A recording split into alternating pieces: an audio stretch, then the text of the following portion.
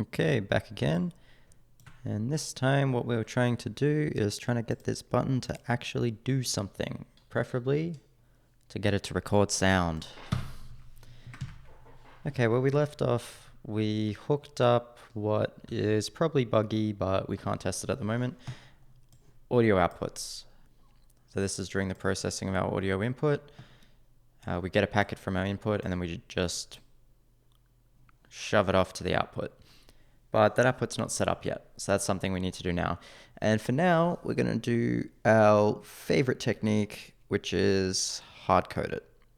And I think we're going to hard code it when we open the input device. We're just going to hard code an output device, which for now will just be a file somewhere, or maybe even in memory. I don't know.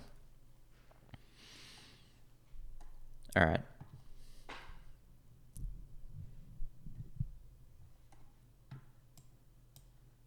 Is that right? Should we set this to valid after launching it? Is this ever used by anything?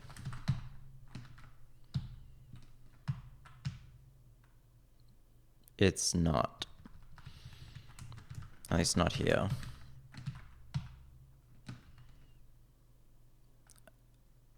Okay, it is used. Valid, I guess valid is something like display. We don't need to worry about that now. I'm not sure if it's correct to put it here. I think it might be because we want to launch the processing thread first, but this is a little bit race conditiony, so I don't think it really matters if we put it here or there. I suppose, no, it doesn't really matter where we put it, honestly, since it is a race condition.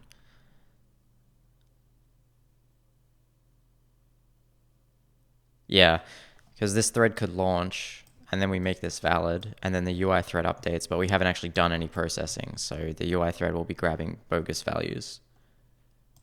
Maybe I want to set that after I do one time through.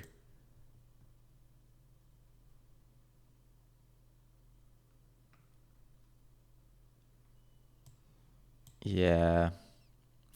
I don't think it matters. We can just let it be a little race conditiony. Why do we have this here at all then? What's the point? Maybe we'll put it to do here. To do race condition here. Does this check even do anything? Should it just be deleted?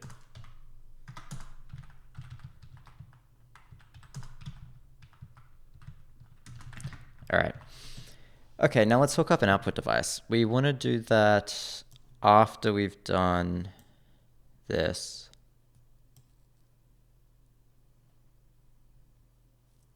Right, we've decided for now we're going to panic on memory issues. That's a choice. I think it's a choice that's fine for this type of program. And now that I say that out loud, I think I said that already in the past. Okay. Create an output device to record into. An interesting question is what we're going to be doing with regard to presentation timestamps. If we have this big button and we want to be able to just click, click, click, click, click, click, click, click, click, click, click, click, click.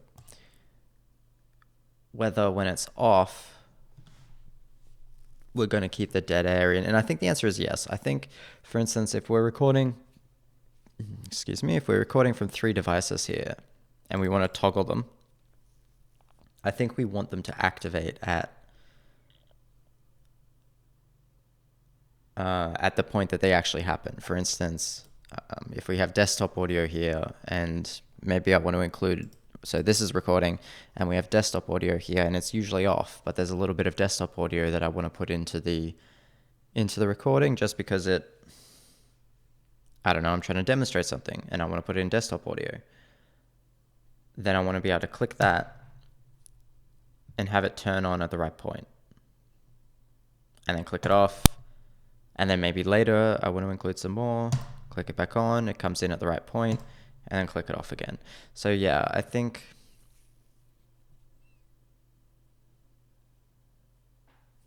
I think when we hit, on the monitor screen, there'll probably be a start recording, a big button somewhere, just start all recording. And I think when we hit that button, we want to create all our input and our output devices.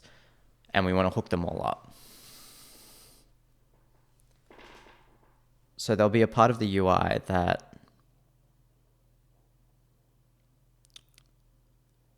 there'll essentially be a part of the UI where we hook all these things up. And then at some point, we hit the big play button, and then we make them all happen. We create all the FFmpeg structures and whatnot.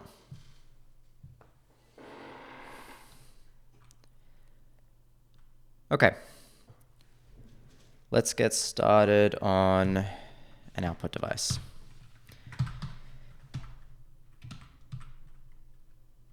All right. And I think I want this open. So we're going to need to create this brilliant trifecta. I think the context is what things are going to end up in eventually, the format context. Send the frame to all output devices. So we send it to the codec, and then we send that to format. Yeah, so the format context is what we'll have to eventually create. I wonder if we can get away with just copying. Okay, so eventually we'll want parts of the UI that set these things up.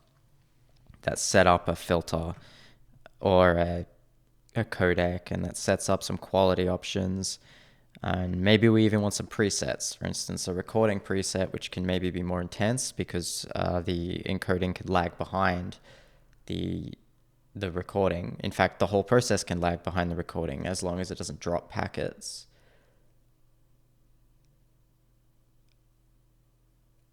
And then a streaming mode where the main thing you want is you do want quality, obviously, but you want it to keep up with reality. So you don't want to be dropping packets.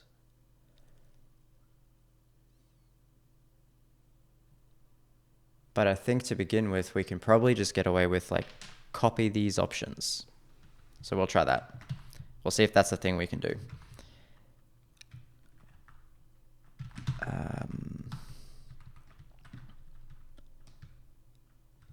We'll have to start with this.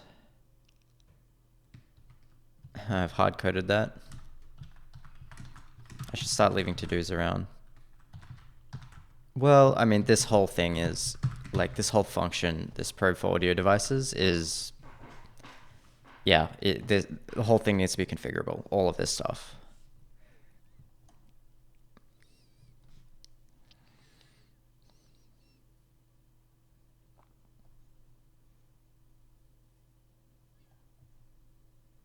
So this opens input. We don't want to do that. We kind of need to, I think it is open output, but then you need to do a lot of work. You need to set a bunch of options. And then write a header.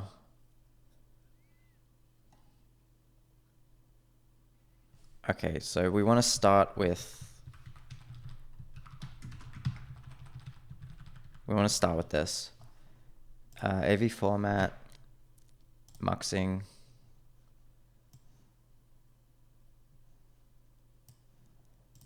Other output byte streams. I wonder if we can just do in memory. That's maybe not the best way to do that. It might be better to keep the packets around, specifically for a loopback device where you can play it back. I don't know. Init output. Yeah, and this has the options. But write header.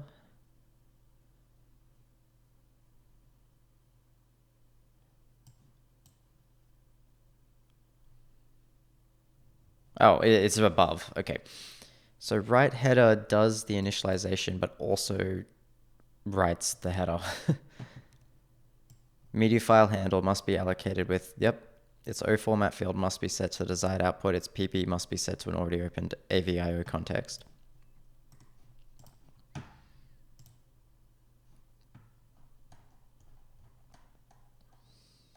Okay, and these are just the many fields.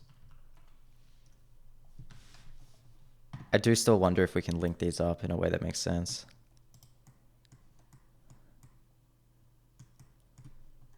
I guess I want to loop through, because we need to manually add streams. I guess I want to loop through all the streams in the input device and then add them to the output device.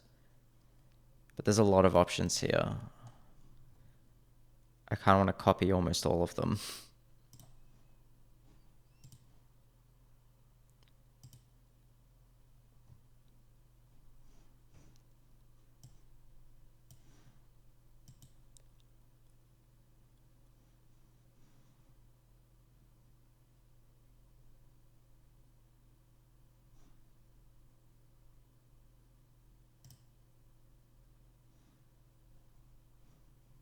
Where has it taken me?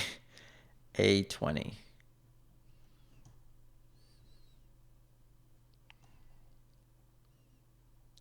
That did not look super helpful. Yeah, AV codec open too. Okay, let's get out of here. This is not helping. IO read write AVIO. Now we need to open one of these.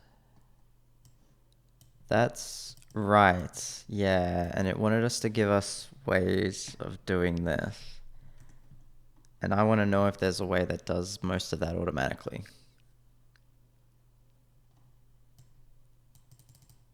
Okay, they give us implementations. That's convenient. Well, they...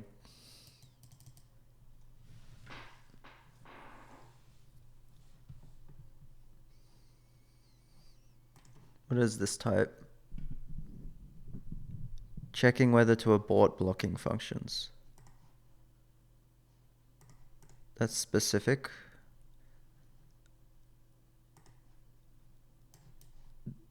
Okay. A write-only memory stream. That sounds like what I want. Not a lot of detail there, though.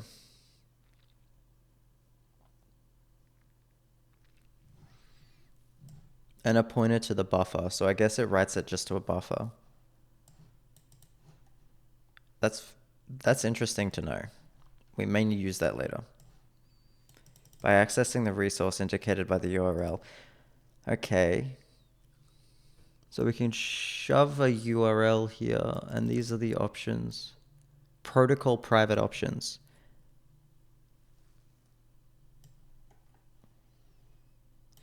I wonder if we can get a dictionary from the format context.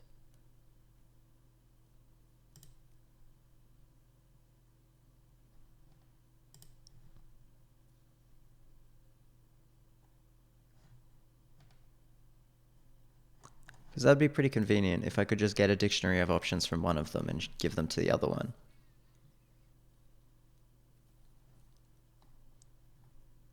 I kind of wonder... What is in here? Okay, a bunch of stuff, sure.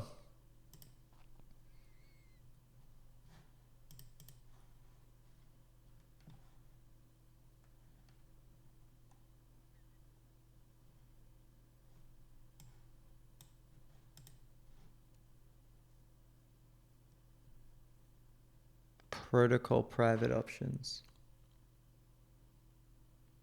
Well, I guess like some of the options I have already, although I think I do free that dictionary, but we can just hold off.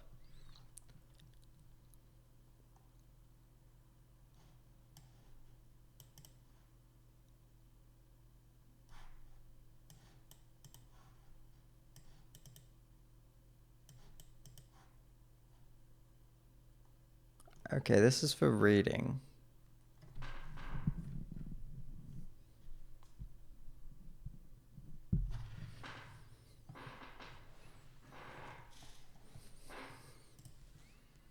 It would be nice if we had that much documentation for muxing. That'd be pretty nice. Write it into files. Yeah, that sounds fantastic.